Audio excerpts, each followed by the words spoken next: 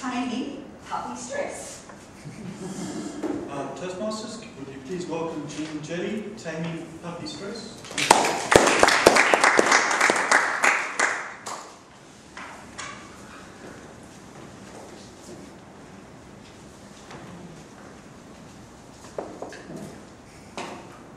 I sat in my car outside college, sobbing, tears running down my cheeks, gasping for air, trying desperately to find some self-control so that I could get out the car and go and present my design. I'd got it hopelessly wrong. Puppies don't release stress.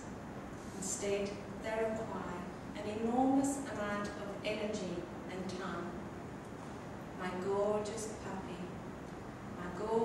puppy Labrador, it pushed me to the edge and snapped me in half. Or had it? Could I take back control from my 15-week-old puppy? Now, this is not the first time that an animal has put me in a precarious situation or held me captive. There was a time when a possum climbed into our garage door, and I wouldn't allow my husband to open up the door. So we walked everywhere that weekend. I was very popular. Let's not forget the time where I thought a cat was being skinned alive outside, and I dashed downstairs to go and save it, only to be caught in the middle of a mating ritual between two skunks. I was praised for my effort. And of course, the way I was introduced to my neighbour when I was younger. I walked outside to hang up some washing, and my dog, a St. Bernard, pinned me to the wall, and in the process pulled down my boot tube top. My neighbour was mowing his grass at the time and grinned while saying hello. The thing is that these incidents were for a short duration. But taming my puppy, looking after my puppy for the last month was exhausting. Duke, with his big brown puppy eyes and his annoying whine, demanded my attention. At 6 o'clock in the morning, he would call for me. In the afternoon, when I got home from school, he wanted to play. He had all this energy, and I had to give him time. As a result, I wasn't getting to do any of my homework until late into the evening.